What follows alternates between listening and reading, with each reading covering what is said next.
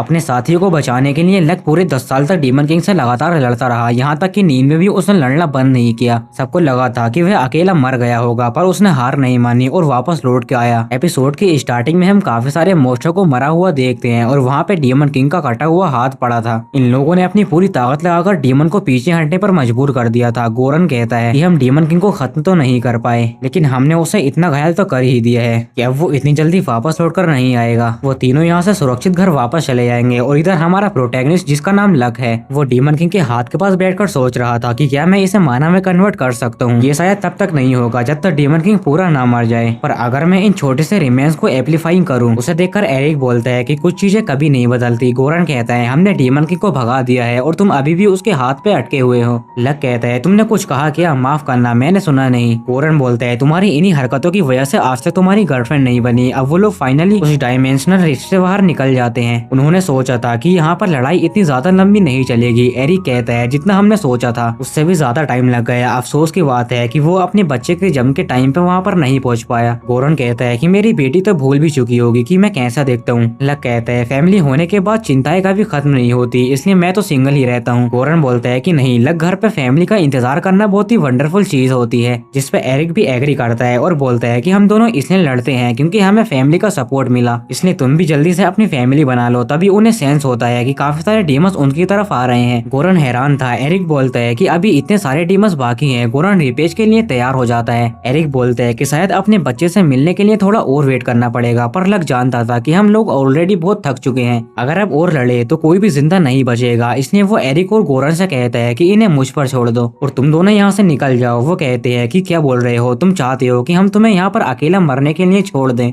Luck उन्हें समझाता है कि डीमन किंग अभी तक डिफीट नहीं हुआ है और जब वह फिर से वापस आएगा तो हीरो की ताकत की जरूरत पड़ेगी। गोरन कहता है हीरो तो एरिक है, मैं एक वॉरियर हूँ, इसलिए मैं भी लड़ूंगा। पर लक बोलता है कि तुम्हें अपनी फैमिली का भी ख्याल रखना है कि तुम्हारी फैमिलीज ने तुम्हें बेटर सपोर्ट किया है, पर मेरे लिए तो तुम दोनों ही मेरी फैमिली हो। तभी वो उनके बीच एक दीवार खड़ी कर देता है। वो उसे तोड़ने की कोशिश करते हैं पर वह उसे तोड़ नहीं पाते क्योंकि उनसे बैरियर मैजिक लगा हुआ था, लेकिन उसके दोस्त उसे अकेला भी नहीं छोड़ना चाहते थे। तो लक बोलता है कि तुमने कहा था मैं तुमसे जल्द ही मिलूंगा, तुम दोनों जानते हो ना कि मैं कितना जिद्दी हूँ, और अगर तुम दोनों पास रहोगे तो मैं इतने सारे डीमन से लड़ने में डिस्ट्रैक्ट हो जाऊंगा। वो लोग अभी भी बैरियर तोड़ रहे थे, पर लक उन पे चिल्लाता है और उन्हें जाने को कहता है, और अब वो लड़ने के लिए आगे बढ़ चुका था। काफी सारे डीमंस उस पर अटैक करने के लिए आते हैं, लेकिन वो अपनी मैजिक से उन सभी को ब्लास्ट कर देता है। वो मोस्टर के ढेर पर खड़ा हुआ था और काफी थक चुका था, लेकिन डीमन का आना रुक ही नहीं रहा था। उसे लगा था कि उसकी लिमिट खत्म हो चुकी है, पर जब यहाँ पे डीमन जनरल आया तो सब कुछ बदल गया। वो डीमन लक की एनर्जी और लाइफ फोर्स को अब्सॉर्ब कर रहा था, जिस एबिलिटी का नाम ड्रेन टच था। वह उसे दूर फेंक देता है। लक के पास अब ज्यादा माना भी नहीं बचाता और वह डीमन उसे मारने ही वाला होता है, पर तभी लक उसकी एबिलिटी ड्रेन टच को उसी के ऊपर यूज कर देता है और उसका सारा माना एब्सॉर्ब कर लेता है। लक एक्सप्लेन करता है कि जो भी स्पेल उसके ऊपर यूज किया जाएगा वो उसे तुरंत ही सीख लेगा, क्योंकि उसके पास लर्निंग नाम की एक एक्स्ट्रा स्किल है। अब उसके सामने डीमंस का पूरा झुंड आ गया था, लेकिन उस डीमन जनरल का मारा सोखने पर उसके अंदर इतनी ताकत आ गई थी कि उसे लगने लगा था कि अब वो कई सालों तक लड़ सकता है। उसके बाद लड़ते लड़ते कितने हफ्ते और कितने महीने निकल गए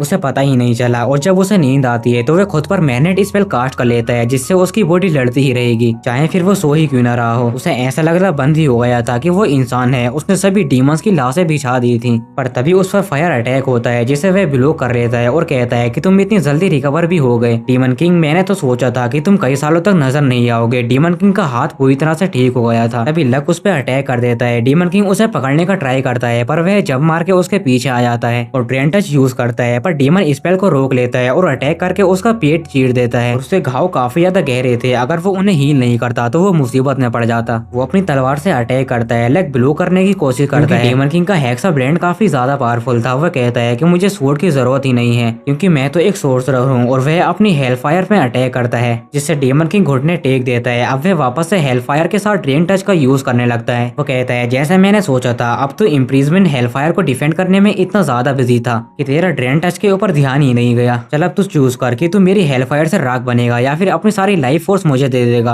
और वह डीमन किंग को मारने में कामयाब हो जाता है। वह उसकी राख से बाहर निकलता है और डीमन किंग की स्वॉर्ड उठाता है। वो काफी खुश था कि फाइनली वह जीत गया। उसके बाद वो बाहर आता है, लेकिन उसे कोई अंदाजा नहीं था कि वह कहाँ पर है। इसलिए वो रोड को फॉलो करने का डिसाइड करता है, क्योंकि बेचारे के पास अभी फूटी कोड़ी भी नहीं है। अब वो रॉयल कैपिटल पहुंच जाता है। गार्ड उसकी फटीचर हालत को देखकर उसे थोड़े कपड़े देते हैं। वो पहले गोरेन से मिलने का डिसाइड करता है, लेकिन उसका आलिशान बंगला देख के वो हैरान हो जाता है। बटलर आके पूछता है कि क्या आपको कोई मदद चाहिए। लक बताता है कि मुझे गोरन से मिलना है। वो पूछता है कि क्या आपने अपॉइंटमेंट ले रखी है। लक कहता है कि नहीं, तो बटलर मना कर देता है कि बिना अपॉइंटमेंट के आप अंदर नहीं जा सकते। लक उसे समझाने की कोशिश करता है कि अगर तुम उससे जाकर ये कहोगे कि लक मिलने आया है तो वह समझ जाएगा, पर बटलर को रखता है कि वो मिलने के लिए बहाने बना रहा है। वो कहता है कि तुम्हारे जैसे यहाँ पर बहुत आते हैं, अब जाओ यहाँ से। लक कहता है चलो कोई बात नहीं, अब गिल्ड जाके अपना एडवेंचर कार्ड रिन्यू कर लेता हूँ। पर रास्ते में वो एक स्टैचू को देखता है और कहता है कि ये तो पहले यहाँ पर नहीं था, क्या वो कोई सोर्सरर है? और वो काफी हैंडसम भी है। फिर वो एक आदमी से पूछता है कि ये स्टैचू किसका है। वो बंदा शौक हो जाता है कि उसे इतने भी नहीं पता। लक कहता है माफ करना, पर मैं सच में नहीं जानता। वो कहता है हाँ, देखकर लग ही रहा है जैसे कि किसी खंडर से निकल के आ रहे हो। वो उसे प्राउडली बताता है कि ये एक ग्रैंड सेंट लक का स्टैचू है। ये नाम सुनकर तो वो शौक हो जाता है। वो आदमी एक्सप्लेन करता है कि ये महान हीरो वो हैं जिन्होंने 10 साल तक डायमेंशनल लिफ्ट के अंदर अकेले ही डीमन की फौज को रोक रखा था।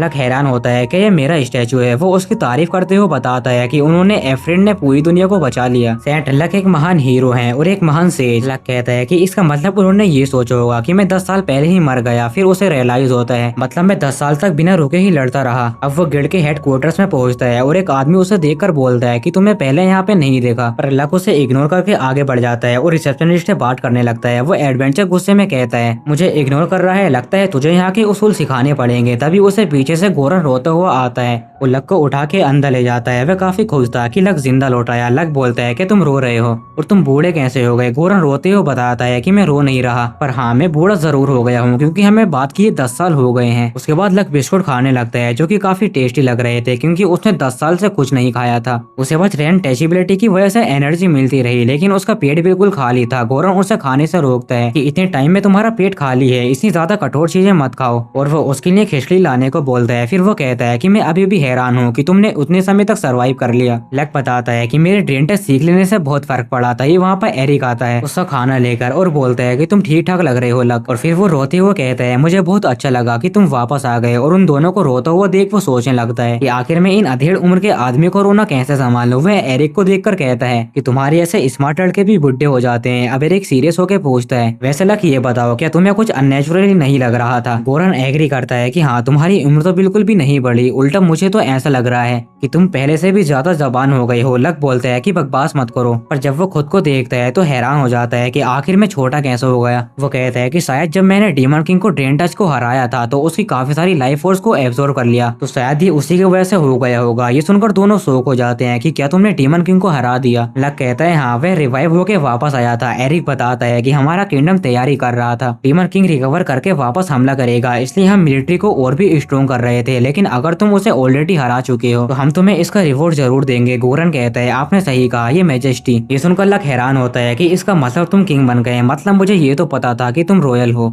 लेकिन फिर भी। एरिक एक्सप्लेन करता है पहले वाले किंग को लगा था कि मैं इसके लायक हूँ क्योंकि मैंने डीमन किंग को भगा दिया था। गोरन बताता है कि एरिक अब किंग बन चुका है और मैं एडवेंचर गिल्ड का ग्रैंड मास्टर। लक कहता है तुम लोगों ने तरक्की तो कर ली है। गोरन उसे बताता है कि तुम अब सेवियर और ग्रेट सेज दोनों बन चुके हो, यानी सुप्रीम सोर्सरर आर्कड्यूक लक फ्रेजन। लक कहता है ये तो काफी लंबा नाम है और आखिर ये आर्कड्यूक होता क्या है? मैं कोई नोबल नहीं हूँ और ये फ्रेजन कौन है? एरिक बताता है कि मैं तुम्हारी सर्विस का रिकॉर्ड देना चाहता था, इसलिए मैंने तुम्हें नोबल टाइटल दे दिया। गोरन कहता है कि स्टैचू बनाने के तुरंत बाद उसने पहला काम यही किया था। लक पूछता है ओ हाँ, वो स्टैचू उसका क्या सीन है? गोरन कहता है तुमने देख ही लिया, अच्छा बनाया है ना? लक कहता है हाँ, ये तो मुझसे भी अच्छा लग रहा है। एरिक बताता है कि आर्टिस्ट ने तुम्हें पहले कभी नहीं देखा, इसलिए मैंने और गोरन ने जैसा एक्सप्लेन किया था उसने वैसा ही बना दिया। लक कहता है मुझे पता था इस कारनामे के पीछे यही लोग होंगे। वो कहता है वैसे मैं हैरान हूँ कि जब तुमने मुझे नोबल का टाइटल दिया तो किसी ने बवाल नहीं किया। वो कहते हैं क्योंकि तुम्हारी कोई फैमिली नहीं है और उसको सबको लगा कि तुम मर चुके हो। वो कहता है अब जब मैं जिंदा लौट आया हूँ तो इससे कोई प्रॉब्लम तो नहीं होगी। चलो एक काम करो, ऑफिशियली स्टोरी को मत बदलो, लक को मरा हुआ ही रहने दो। वो पूछता है कि अब तुम क्या करोगे? लक कहता है ये अच्छी अपॉर्चुनिटी है, मैं बिल्कुल जीरो से एडवेंचर बनने की शुरुआत करूंगा। इधर हम एक लड़की को ट्रेनिंग करते हुए देखते हैं, इसका नाम सैलिस है। गोरन लक को उसका नया एडवेंचर कार्ड देता है, इस पे इन्फॉर्म मास्किंग स्पेल यूज किया गया है ताकि तुम्हारा नाम सिर्फ लोक दिखाए। वो कहता है कि लोक नाम कहाँ से आया? गोरन बताता है कि तुम्हारा असली नाम लक लोक फ्रेजन है। लक मन में सोचता है कि इन लोगों ने मुझे एक मिडिल नेम तो दे दिया है। गोरन आगे समझाता है कि तुम्हारा फर्स्ट जॉब जो कि एस रैंक सुप्रीम सोर्सरर है उसे हाइड रखा गया है और सिर्फ तुम्हारा second job F rank warrior ही दिखाएगा, इसलिए अब से तुम लोग एक फ्रैंक वॉरियर के नाम से जाने जाओगे। ये सब करने के लिए लक उसका शुक्रिया अदा करता है। फिर गोरन पूछता है है, वैसे तुम जीरो से शुरू करोगे तो क्या तुम बोर नहीं हो जाओगे? तुम चाहो तो स्ट्रॉन्ग एनिमी से भी लड़ सकते हो। लक कहता है कि मैं काफी स्ट्रॉन्ग एनिमी से तो पहले भी लड़ चुका हूँ जब वो वहाँ से निकल ही रहा था। तो बटलर उससे पहले दिन के लिए माफी मांगता है क्योंकि उसने तब थोड़ा रूड बर्ताव किया था। लक कहता है कि कोई बात नहीं, वैसे भी उस वक्त मेरा हुलिया काफी अजीब था। बटलर कहता है कि आप काफी काइंड हो मास्टर लोग। वैसे अब आप कहाँ जा रहे हो? लक बताता है कि मैं एडवेंचर गिल्ड जा रहा हूँ। और ये सब सैलिस भी देख रही थी और वो थोड़ा ब्लश करने लगती है। अब वो गिल्ड रिसेप्शनिस्ट को क्वेस्ट दिखाता है जो वो करना चाहता था और ये देखकर अरुणी कहती है ये तो गोब्लिन एक्सटर्मिनेशन क्वेस्ट है, पर क्या तुम इसे अकेले करने वाले हो? वो हाँ कहता है। अरुणी उसे फोन करती है कि किसी नौसिखिए के लिए गोब्लिन एक्सटर्मिनेशन पे अकेला जाना डेंजरस है, मैं ये रिकमेंड नहीं कर सकती। वो कहता है कि कोई दिक्कत नहीं, मैं ये कर लूंगा क्योंकि ऑफिशियली तो वो एक एस रैंक पे है। लेकिन रिसेप्शनिस्ट बोलती है कि नए लोग गोब्लिन को काफी हल्के में ले लेते हैं और मारे जाते हैं, इसलिए मैं तुम्हें यहाँ से अकेले जाने नहीं दे सकती। तभी वहाँ पर तो एडवेंचर आके उसे अपने साथ चलने को कहते हैं क्योंकि वो लोग भी एफ रैंक पे थे और उन्हें भी फ्रंट लाइन पे लड़ने के लिए कोई चाहिए था। अब क्योंकि लक एक वेरियर है इसलिए अरुणी खुशी खुशी उन दोनों को क्वेस्ट के लिए अप्रूव कर देती है। पर लक बोलता है कि मैंने हाँ कब कहा था। लेकिन उन्हें खुश देखकर वो सोचते हैं कि चलो नए बच्चों को ट्रेन करना भी इम्पोर्टेंट है। वे लड़का अपना नाम एरिया बताता है जो कि फायर बॉल यूज कर सकता है। उसकी छोटी बहन जेनी वो एक आर्चरर है। लोग बताता है कि मैं तलवार चलाता हूँ और वो लोग क्वेस्ट के लिए निकल पड़ते हैं।